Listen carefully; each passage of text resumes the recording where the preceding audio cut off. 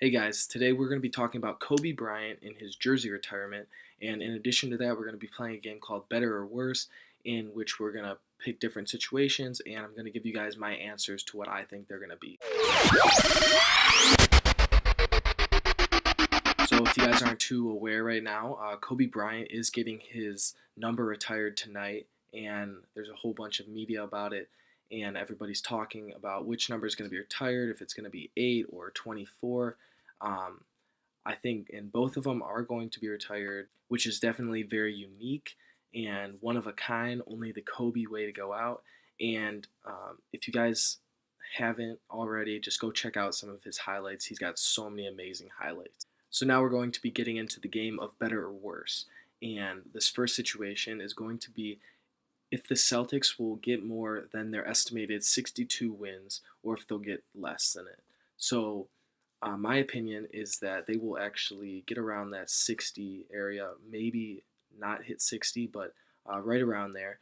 And that is basically because they are very middle of the pack with their strength of schedule. And in addition to that, um, their defense has been stellar. And not that that's going to drop off or anything, but it might take a few hits in these upcoming games with Marcus Morris out of the game. And we can see probably a little bit of a sophomore slump with Jason Tatum in these upcoming games as he's facing tough opponents. So we'll see how that goes. And Jaylen Brown hasn't shown it yet, his sophomore slump, but expect that to be shown a little bit. Next, we're going to talk about the top of the Western Conference, and this is the Rockets. And they are so hot right now. Um, on pace for 70 wins or right around there. I don't think they're going to get that many, probably around that 66 to 65 range, but they are on pace for something. Right now, they are second in effective field goal percentage and second in true shooting percentage. All of those things second to the Golden State Warriors, who have shown to kind of step their game up as the season starts coming into more effect. And think that the Houston Rockets might be slowing down their pace just a little bit because Clint Capella's hurt right now. James Harden's got kind of like a bruised knee.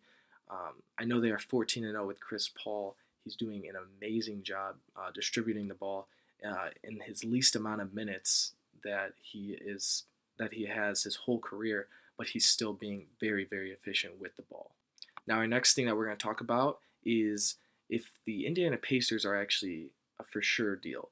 And this all comes down to the fact if they can sustain what they're doing right now, and if Oladipo, who's averaging 24 points, can actually sustain that. I think they're going to drop around that 5 to 6 range, but they will be in that Eastern Conference hunt.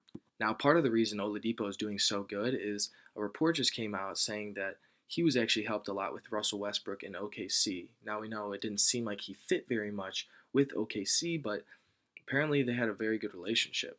And his three-point field goal percentage is very high up. That's the only thing I'm a little worried about because, that can drop off pretty easy.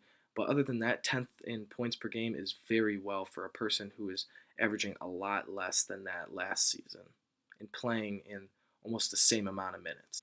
Now, kind of going along with that is the offensive efficiency, which they are top 5, doing great in that aspect, but the defensive efficiency are kind of in that middle area, so that's why I'm also a little hesitant on that. Um, and also with the offense, they got the effective field goal percentage in that top 6 with the true shooting percentage, so they are shooting the ball and they are making their shots at a very high clip. And finally, they're getting great contributions from Bogdanovich and Thaddeus Young. Thaddeus Young's actually been kind of that corner piece because he's been showing that he can carry it on the defensive end and also do what he's good at, which is kind of that inside mentality on the offensive end. And along with that, you got Miles Turner, who's coming along with 14.7 boards, but also he's blocking a lot of shots on the defensive end and altering a lot of shots, which ultimately makes a huge deal. And finally, the last better or worse is going to be the Sixers.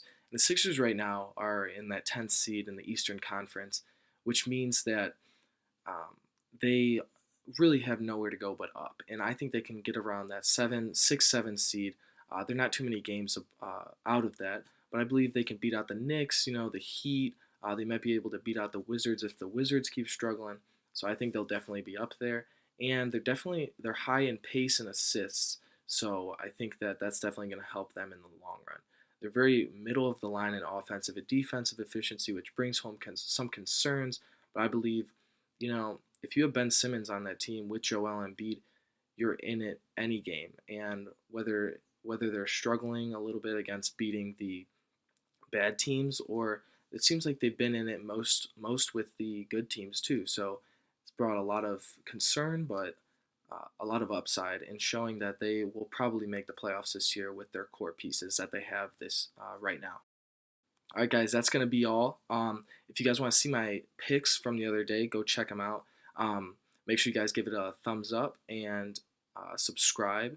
And if you guys like to see more stuff like this, just let me know. Let me know in the comments. Let me know what you guys think of the ratings. But other than that, you guys have a great day and watch some basketball tonight.